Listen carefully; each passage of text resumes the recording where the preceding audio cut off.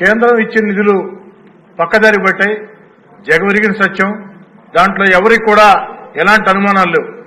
ఇంకా బాధాకరం ఏమిటంటే, దురదృష్టం ఏమిటంటే, కేంద్రం ఇచ్చిన నిధులు కేవలం వాళ్ళు అడిగిన వివరాలు ఇవ్వలేక ఆంధ్ర రాష్ట్ర ప్రభుత్వం ఆ యొక్క కేంద్రం దగ్గర పెండింగ్ ఉన్నాయి.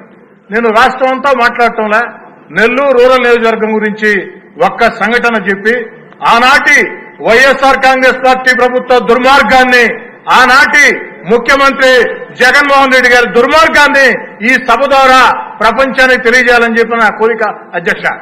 అధ్యక్ష, నెల్లూరు రూరల్ నియోజకవర్గంలో దేవరపాళెంలో నరసింహకొండ ఉంది. నరసింహస్వామి దేవస్థానం.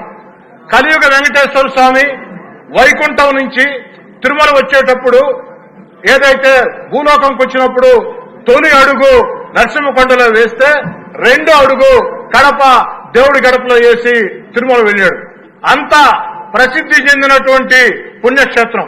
ఆ పుణ్యక్షేత్ర అభివృద్ధికి ఆనాటి ముఖ్యమంత్రి గారు చుట్టూ తిరిగి అభివృద్ధికి నిధులు ఇవ్వకున్నా నేను నాకున్న వ్యక్తిగత సంబంధాలతో ఆనాటి భారత ఉపరాష్ట్రపతి, ఈనాటి మాజీ ఉపరాష్ట్రపతి వెంకయ్యనాయుడు గారి సహకారంతో వెంకయ్యనాయుడు గారు తన పదవిని ఏదైతే పూర్తయ్యే కాలంలో ఆఖరి లేఖ కేంద్రానికి రాశాడు. ఇది నెల్లూరు జిల్లాలో ఉంది. నెల్లూరు రూరల్ ఎమ్మెల్యే చెప్పేది వాస్తవం.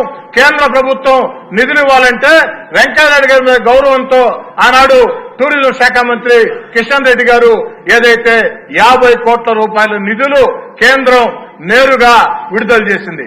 ఇందుకు ఈనాటి మంత్రి సత్యకుమార్ గారే ఒక సాక్ష్యం. అయితే బాధాకరం అధ్యక్ష, ఆ నిధులు విడుదల చేసిన తర్వాత 15 రోజులకి వైఎస్ఆర్ కాంగ్రెస్ పార్టీకి నేను దూరం కావాల్సి వచ్చింది. కానీ వైఎస్ఆర్ కాంగ్రెస్ పార్టీ దూరం జరిగినా ఖచ్చితంగా నరసింహస్వామికి న్యాయం చేస్తారు. దేవుడి మీద నమ్మకం ఉండేవాళ్లు ఈ పని ఎవరో కూడా ఆపురం భావించా. కానీ ఆనాటి ముఖ్యమంత్రికి ప్రజల మీద నమ్మకం లేదు, దేవుడి మీద నమ్మకం లేదు. దుర్మార్గంగా దాన్ని ఆపేశాడు. అనేక సార్లు ఆనాటి ముఖ్యమంత్రి పేషి అధికారులకి, ఎందుకంటే ఆనాటి ముఖ్యమంత్రి పేషి అధికారులు ఫోన్లు చేస్తే ఫోన్లు ఎత్తుకోరు. ఎమ్మెల్యేలు ఫోన్లు చేస్తే గుడ్ మార్నింగ్, గుడ్ నైట్ మెసేజ్లు పెట్టి ప్రతిరోజు కూడా వెంటబడినా అతిగతి లేదు. ఈ రోజు అది ఏ స్థాయిలో ఉంది, ఎక్కడ ఉంది? ఏదైతే నెల్లూరు రూరల్ నియోజకవర్గంలో ఒక భారతదేశంలోనే విశిష్ట దేవస్థానం దేవరపాళెం నరసింహకొండ దేవస్థానం కేంద్రం ఇచ్చిన 50 కోట్ల రూపాయల డబ్బులకి రాష్ట్రం డిపిఆర్ ఇచ్చిందా లేదా? దానికి కనీసం ఇప్పటి ఆర్థిక శాఖ మంత్రి గారైనా చర్యలు తీసుకొని న్యాయం చేస్తారా లేదా? నా మాటలు ముగించే ముందు ఒక మాట అధ్యక్ష, నెల్లూరు చెరువు ఒడ్డున పవిత్ర స్వర్ణాల చెరువులో అమృత్ పథకం కింద ఆనాటి ముఖ్యమంత్రి చంద్రబాబు నాయుడు గారు 2014-19 ముందు, అదేవిధంగా పొంగూరు నారాయణ గారు ఎంతో చొరవ తీసుకుని నిధులు విడుదల చేశారు. ఎన్టీఆర్ నెక్లెస్ రోడ్ అని చెప్పని. కానీ కొంతమేరకు పనులు పూర్తయిన తర్వాత ప్రభుత్వం మారింది. ఆ పనులు ఆగిపోయినాయి.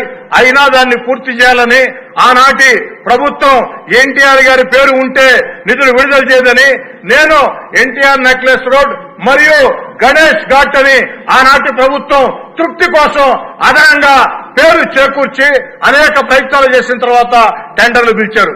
కాంట్రాక్టర్ టెండర్ వేశాడు. కాంట్రాక్టర్ టెండర్ వేసిన తర్వాత అగ్రిమెంట్ చేసుకున్నాడు. కానీ పనులు ప్రారంభించాల. ఇది ఎంతవరకు న్యాయం?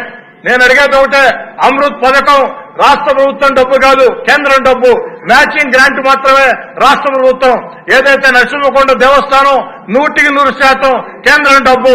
అమ్మ పెట్టదు, అడుక్కు తిన్నదన్నట్టు ఈనాడు ఆనాడు చేసిన ప్రయత్నాలకి అడ్డం పడ్డారు.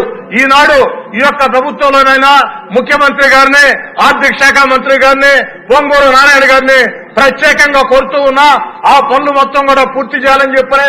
ఎందుకంటే ఇవన్నీ యువ నాయకుడు నారా లోకేష్ గారు పాదయాత్రతో నెల్లూరు జిల్లాకు విచ్చేస్తే నెల్లూరు నడిబొడ్డున వేలాది మంది సమక్షంలో నారా లోకేష్ గారు నెల్లూరు రూరల్ నియోజకవర్గంలో ప్రజలకు ఇచ్చిన హామీల్లో ఈ 2 హామీలు కూడా ఉన్నాయి అని గుర్తు చేస్తూ వీటిని నెరవేర్చాలని కోరుతూ సెలవు తీసుకుంటూ ఉన్నా.